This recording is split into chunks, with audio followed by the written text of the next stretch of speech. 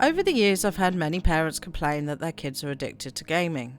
It is also in recent years featured on many TV shows as a topic of discussion as further research comes out. This is a very controversial subject, and in actual fact, this is one of the topics that gives gaming a very bad name. Gaming addiction is 100% serious. Now firstly, I need to post the disclaimer that I am not a medical professional, and if you believe you or your child has a gaming addiction, please take advice from your doctor. With that said, and with that out of the way, let's dive into this controversial subject.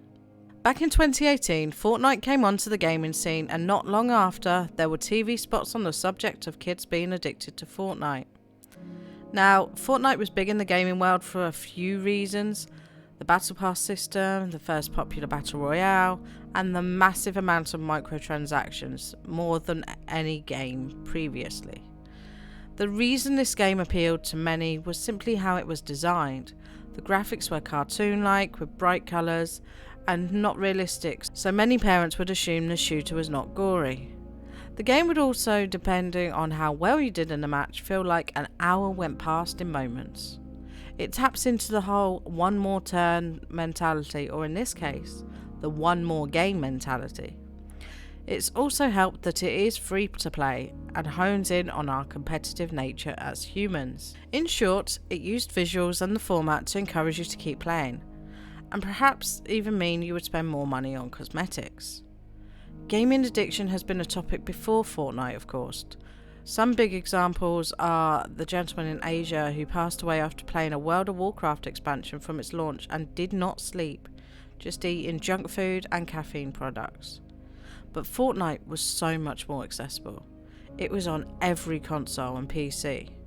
So no matter if your friend had a PlayStation, PC or Xbox, as long as you had some way to download the game, you could join up with your friends. During the Fortnite bad press, it was also reported there was a 9-year-old admitted to rehab because she was refusing to go to the toilet and soiling herself, as well as refusing to sleep. When her father tried to remove the console, the girl got violent and was lashing out at him. This was the one story that has stuck with me since I heard about it. A 9-year-old. What was never said was, where was this console? All that was reported was that she would get up when her parents had gone to bed and played on the game and not do anything else after they tried to set some boundaries. So what can we as parents do? Firstly, if you're monitoring your child's gaming, and even if you have parental control set up, you will know how much your child is on the game of choice. This will help massively, as for example, if a parental control has been set up so that the 9-year-old couldn't play on the Xbox after a certain time, she would have been unable to get on it at all. I highly suggest having those permissions and timers on your console from the moment they are allowed on it. You can also do this via your router for the internet and stop the devices from getting access to the internet after a set time until you specify when. However, this doesn't quite work if you also use said device. The other thing you can do is be strict with boundaries. If they're only allowed an hour at a time on a school night, stick to it. If you cave once, they will know they can push for no more time. If these steps are followed from the beginning, I think you'll find an easier ride.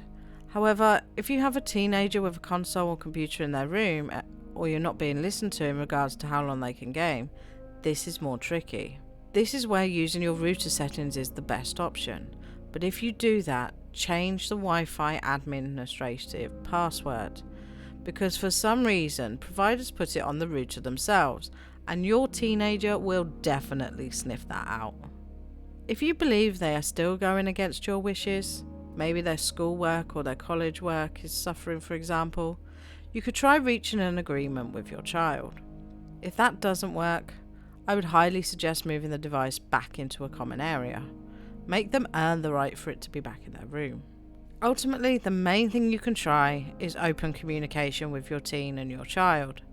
Find out what the reasons are for wanting to be on the game in question until midnight. Most addictions come from a place where there is something in an individual's life that is making them unhappy. Of course, if nothing works and your child's behaviour is becoming too aggressive or even more defiant, I would suggest speaking to your family doctor.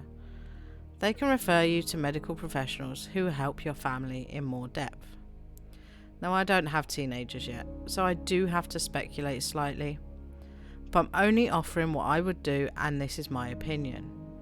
Every family is different. Perhaps even by the time my children are old enough, gaming will have changed completely again, and I'll need to do a whole updated series here. You, as the parent of your child, know how your child is, whether something is in character or not. And honestly, whenever you feel you might need a medical professional or not, feel free to ask me questions in the comments, and in the description I will link resources I have found that can help. You can also reach out to me for an informal chat over on my website www.thegamingmum.com/consultancy for a free chat using TGMYT. The link will be in the description. Now, I do think there's a bonus to gaming. For example, I can no longer read a book due to medical problems, but I can get lost in an RPG game as it engages different sections of my brain. This is the case for actually quite a few people who do game. People on the autistic spectrum, for example, who could be obsessive rather than addictive to gaming. I know there are games designed to help with children with their education too. I remember playing Zubinis as an example to help with my maths, so I do think it's got the potential to be good. And I think if you are able to set the boundaries, gaming can be used in a healthy way. Thanks for watching. See you in the next video.